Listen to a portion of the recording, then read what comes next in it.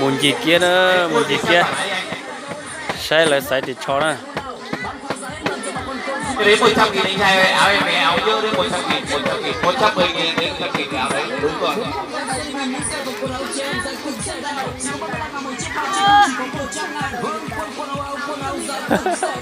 chị hả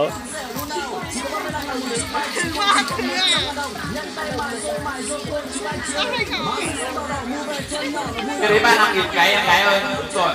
Áo bà già đấy áo của mẹ em chọn là 35.000 cái đúng rồi 35.000 em cứ để đấy lại áo nữa. vấn đề của thay là cao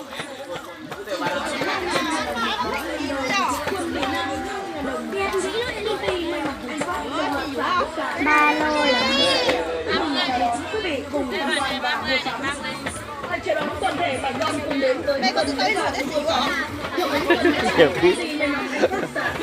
việc kia rồi con nữa để có thể là sai nó như gì nhỉ? Vô nó này gì nào nè vô thì cho con vào đây một sát chỉ còn mua giấy nọ to mua sai thì cho họ thì một bé nó bé thêm một tí cho có thể cho họ thêm quà. quần Việt Nam 100.000 đồng 5 cái, áo gió Nam 100.000 đồng một cái, áo sơ mi lao động 25.000 đồng một cái, chỉ còn 100.000 đồng 4 cái, áo gió nữ 80.000 đồng một cái, quần short Nam 100.000 đồng 3 cái. Đấy quần bò đâu đi xem nào 50.000 đồng một cái. đây quần bò đây xem 100.000 đồng một cái, áo sơ mi Nam hàng ngắn tay 80.000 đồng một cái, quần tăm nữ 50.000 đồng một cái, tất nam nữ chỉ còn 25.000 vô đồng thì một cho nó cái. mình nhiều đó Quần Mỹ Nam 50.000 đồng một cái. Công ty may mặc Anh Phát đồng loạt xả tất cả các loại mặt hàng với giá rẻ nhất. Xin mừng chào đón quý vị cùng tham quan và mua sắm. đây này ạ Chào đón toàn thể bà con cùng đến với tuần lễ vàng mua sắm. Hưởng ứng tuần lễ vàng công ty may mặc sai Anh cho Phát rong á tất cả các loại quần áo trẻ con nam nữ với giá rẻ nhất. Lựa chọn xem và mua quần áo với giá 100.000 đồng 3 cái, chỉ còn 35.000 đồng một cái. Bộ quần áo trẻ em 100.000 đồng 3 bộ, chỉ còn 35.000 đồng một bộ.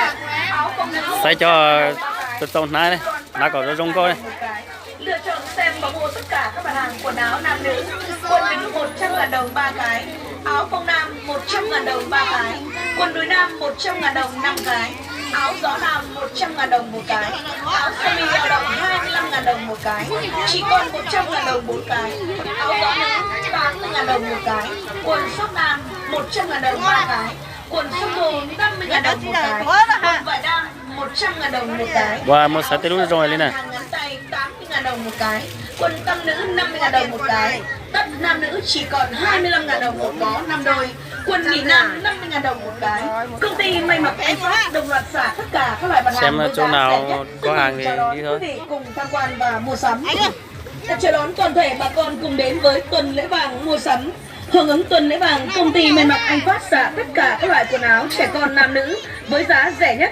Lựa chọn xem và mua quần áo với giá 100.000 đồng 3 cái, cái chủ đưa cô nàng này mấy cô nàng này đi bộ quần áo mua đồ trẻ em 100.000 đồng 3 bộ, chỉ còn 35.000 đồng một bộ.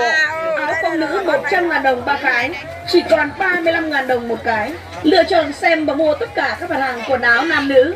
Quần nữ 100.000 đồng 3 cái, áo phông nam 100.000 đồng 3 cái, quần đùi nam 100.000 đồng 5 cái, áo gió nam dài quá. 100.000 đồng một cái, áo sơ mi lao động 25.000 đồng một cái, chỉ còn 100.000 đồng 4 cái, áo gió nữ 80.000 đồng một cái, quần short nam 100.000 đồng 3 cái, quần short thô 50.000 đồng một cái, quần vải đam 100.000 đồng một cái, áo sơ mi nam hàng ngắn tay 80.000 đồng một cái, quần tăm nữ 50.000 đồng một cái, tiêu hủ tất nam nữ chỉ còn tiêu hủ con sắt 25.000 tiêu hủ đồng năm đôi. Quần Mỹ Nam 50.000 đồng một cái. Công ty may mặc Anh Phát đồng loạt xả tất cả các loại mặt hàng với giá rẻ nhất. Tương mừng chào đón quý vị cùng tham quan và mua sắm. Chào đón toàn thể bà con cùng đến với tuần lễ vàng mua sắm. Hưởng ứng tuần lễ vàng, công ty may mặc Anh Phát xả tất cả các loại quần áo trẻ con nam nữ với giá rẻ nhất. Lựa chọn xem và mua quần áo với giá 100.000 đồng 3 cái, chỉ còn 35.000 đồng.